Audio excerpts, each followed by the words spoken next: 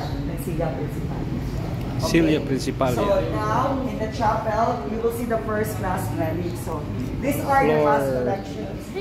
Difference during the ancient times from Spanish, American, and the old.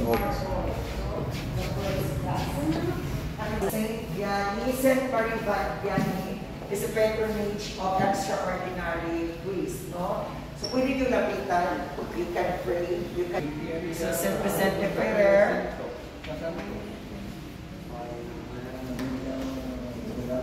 And yung pumunta dito si Pope John Paul II ng ano siya during the World Youth Day. Dito yung inupuan niya. This is what we call also his papal chair. No, dito siya umupo. Dito din yung sinuot niya, his choosable. So tinutukoy natin to the second class relics. No? First one is the Filipino version. Normally, actually, it's really the de Volto version. Meaning to say, tatlong klase yung mga santo. No?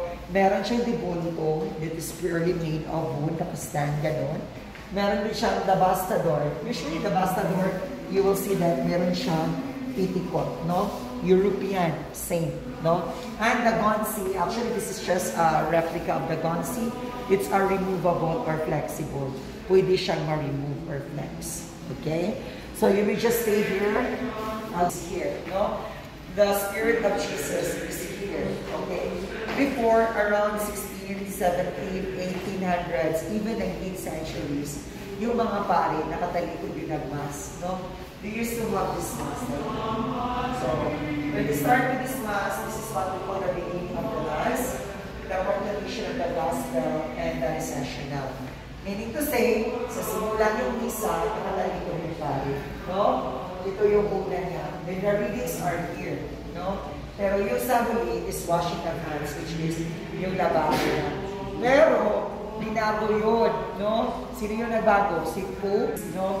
We have, tinatawag natin na calling of Second Ecumenical Council, meaning to say na ang pari naka-face na sa mga church-goers, no?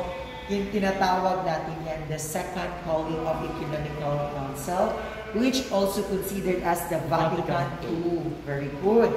The Vatican II state also that we have here, ito yung book in school, we will call Apodium, but in the biblical or in our sacramental, it's what we call the Abbo, no?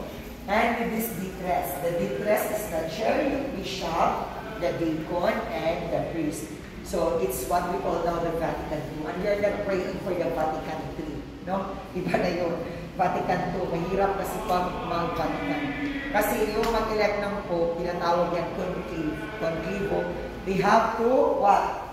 Go in the one room, they will lock, no?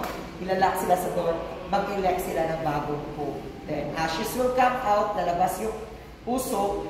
Pag black siya, wala pa na-elect. Pag white na, meron ng bagong Santo Padre.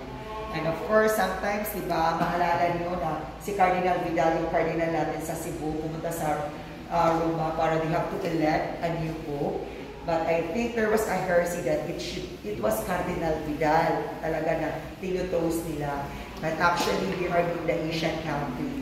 And can you imagine the group? It's in the European country. So most of the bishops, priests are the European, in the European country. So that's also their assumptions. And Sons of Joy. Sons of Joy representing the 12 Apostles. Ito yung